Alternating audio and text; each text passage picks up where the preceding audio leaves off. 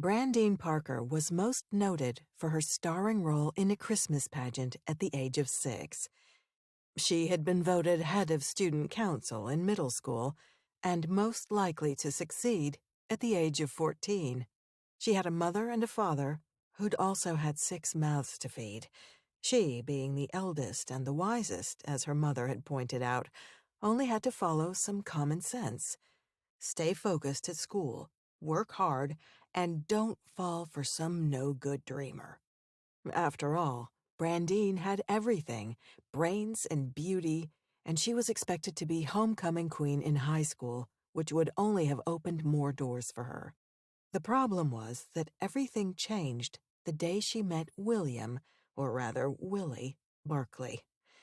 It had all started one sunny June day when Brandyne's good friend talked her, against her better judgment, into cutting biology class and slipping off to the rodeo that was in town for the weekend. Truth be told, this was the first time she'd skipped, but her favorite teacher, Mr. Rome, had been away sick, and instead Mrs. Potter, an old woman with thick glasses and a bad attitude, cranky as all hell, was filling in.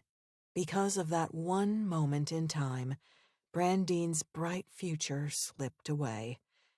Yes, all her goals, her carefully charted plans, got tossed out the window because of a cocky smile, a handsome face, and the skin-tight wranglers of one cowboy riding the broncs.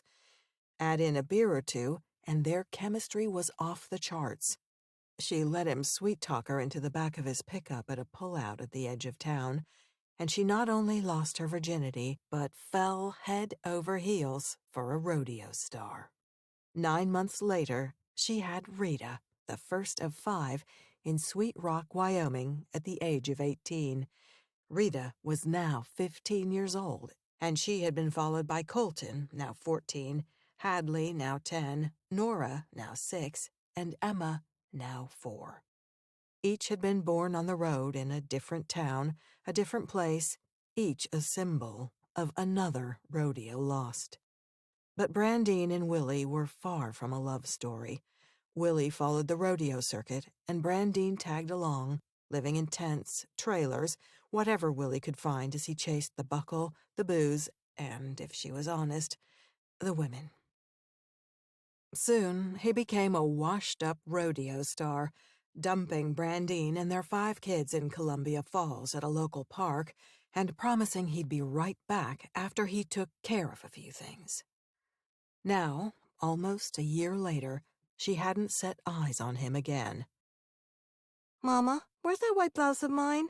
Rita asked. Her eldest had stunning dark hair, an oval face, and long legs, the image of Brandyne as a teen. Unfortunately, she was also far too boy-crazy for her own good. "It's hanging out back, on the line," Brandyne called out from the small living room in the older 3-bedroom house where she lived rent-free, courtesy of a nice older couple from the community church.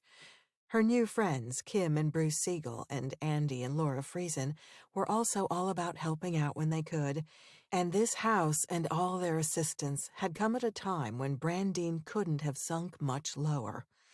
With not a dime to her name after Willie had cut and run, she'd been found squatting in a run-down shack behind Andy's place with her children by the sheriff, Blake Gatlin, a man who had terrified her before surprising her with his kindness.